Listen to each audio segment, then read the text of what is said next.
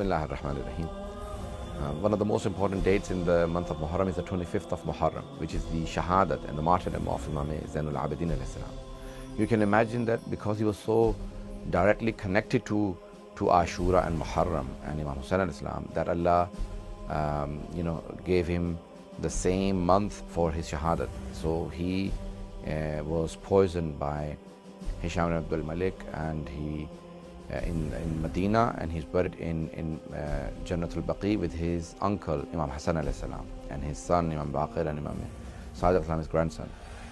Now Imam Sajjad alayhi salam saw many atrocities. He was born in 37 Hijrah in the time of the government of his own grandfather Imam Ali alayhi salam, and he was brought up by his father and his grandfather. His son Imam Baqir alayhi salam was also 3.5 years old in Karbala. So the most important narrators of the reporters of Karbala, the events of Karbala, were the two Imams, Imam Zainul Abidin alayhi salam and Imam Baqir alayhi salam.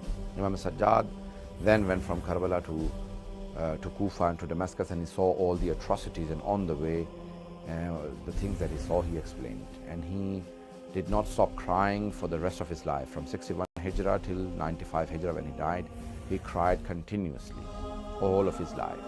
But it wasn't just crying, it was a purposeful, meaning he cried in such a way that people used to ask him, why are you crying?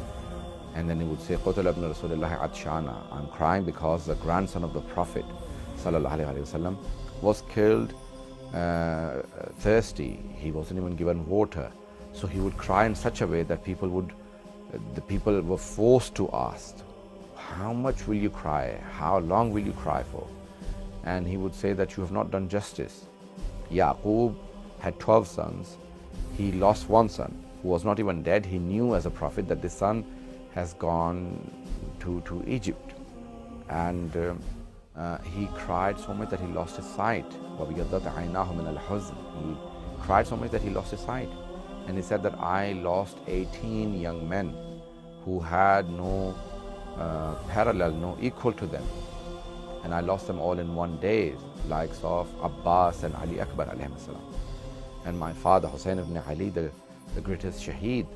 So you have not done justice to me, that why do I cry so much?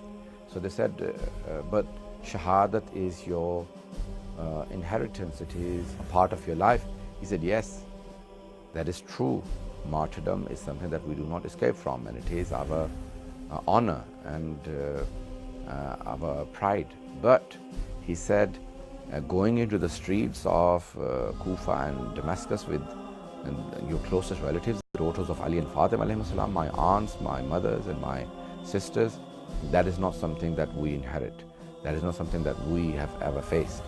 And we have not witnessed anything like this. That's why I cry so much. So they asked him, where did you see the most problems?